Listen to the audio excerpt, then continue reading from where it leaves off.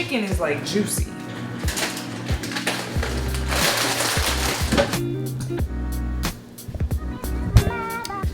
All right, so today I am making flatbread. I make flatbread every week.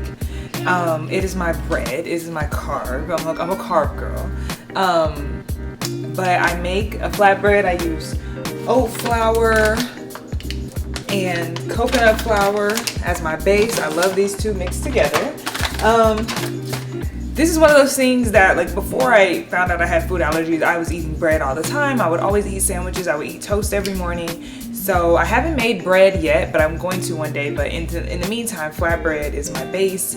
I have flatbreads like every day, you know, like I would have sandwiches. So I'm gonna talk a little bit more about my food allergies. But first, I need to get cooking. So let me get the things popping over here and then I'll be back.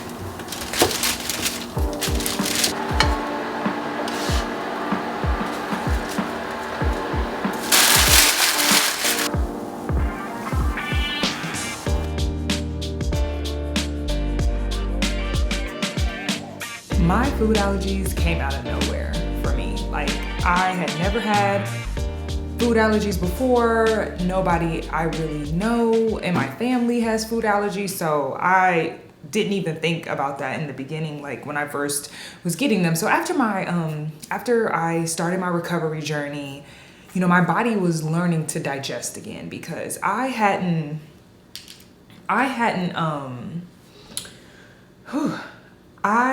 not really been eating, like, as a bulimic binge purge. And so my body was learning to digest again. And so because it hadn't really been getting any food and wasn't absorbing things, like, it was like, what is all of this? So as I was like trying new foods and there's like a technical term for it, but it's like reintegrating, it's something, but I was trying these same, not new foods, but same foods that, you know, I would normally eat: sweet potato, chicken, asparagus, salmon. I was trying all these foods and my body was reacting. Like, I was definitely getting diarrhea every time I ate almond butter, every time I ate peanut butter, but at the time I didn't associate it with food allergies. I associated it with needing to recover. So I did this for years, and after eliminating some foods, I would find that sometimes things would get better, but I still didn't associate it with food allergies. I associated with my body needing to learn how to digest again. So after a few years, you know, I wasn't having as bad of diarrhea and issues that I was having, you know, when I first got into recovery, but after a few years, I was like, I had integrated a bunch of foods back. I was feeling choky sometimes. Like, I would be like, like trying to like burp. I would have bloating all the time. Sometimes it'd wake me up out of my sleep. And so this was a few years of this happening. So then in 2020, I took an allergy test. And I took an allergy test at one of those places that like gives you a bunch of tests. Like, it wasn't necessarily the doctor's office, but they do tests. It was at Any Lab Test Now. It's called Any Lab Test Now. It's in Atlanta, it's in Georgia. There's a bunch of locations. So I got an allergy test, like one of the basic ones. And it definitely said that I was allergic to a bunch of things, but I did not listen. I didn't listen. It was like talking about nuts and maybe squash, maybe rice.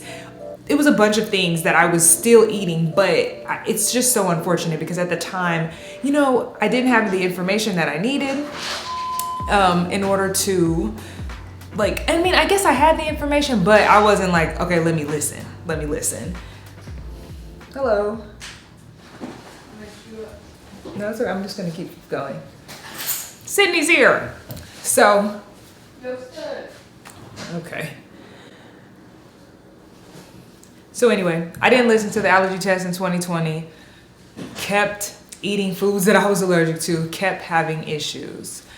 So finally, when I moved to, this summer when we moved to LA, things had gotten better for me. Like, we were traveling, I was eating all sorts of things, and I was sleeping throughout the night. I wasn't having as many issues, so I'm like, okay, maybe I'm all right. And I did not know my shirt was way to the back. Wow. But once we got back to LA, you know, I was trying once we moved to LA, I was trying all the LA foods. I was eating all the Impossible Burgers, eating all the lemon loaf cakes. I mean, I was eating all the churros, and my body started to have issues again. So we went to Atlanta in November, and things had gotten really bad. I was having severe anxiety, panic attacks. I felt like I couldn't breathe.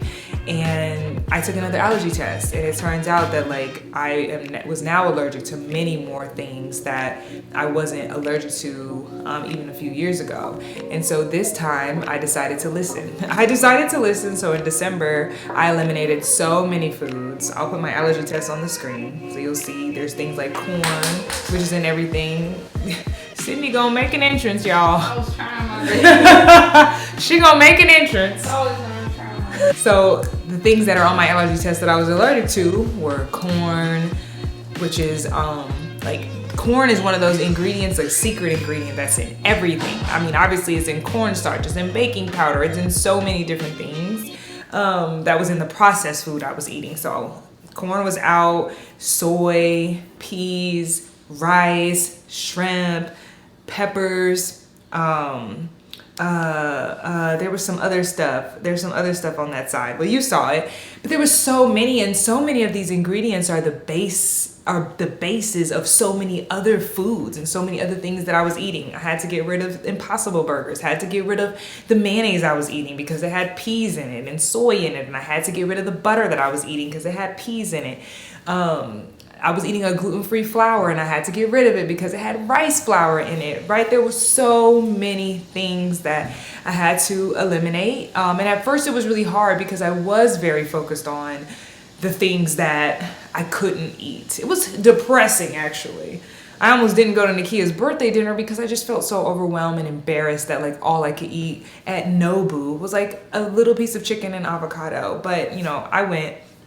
But still, it was just really hard because eating, you know, especially being new to LA, that's how I connect with people. That's our first level of communication, is like we go out to eat. And Sydney and I love to go out to eat. We love to try new restaurants. So I had to really change my whole life if I wanted to feel better. And so I started eliminating things. And I had to eliminate processed foods because there would be simple ingredients like natural flavoring. And when I Googled natural flavoring, you know, sometimes that's with chicken, that's with vegetables, because I was also allergic to carrots. So it's all these different things. The hardest part about it was, you know, traveling. You know, I was used to staying in like hotels or, you know, Airbnbs if I needed to cook, but I didn't feel comfortable, you know, really staying in Airbnbs by myself. So I had to stay in a hotel, and I had to stay at a Residence Inn because I had a cooktop. And so I was like making my food in there. I was very anxious about it. But I mean, I'm here now, you know, like I'm a chef at this point. I be cooking, I be baking. I'm always trying new things, trying new flavor combinations, but like, this is what I have to do in order to heal my gut. This is what I have to do.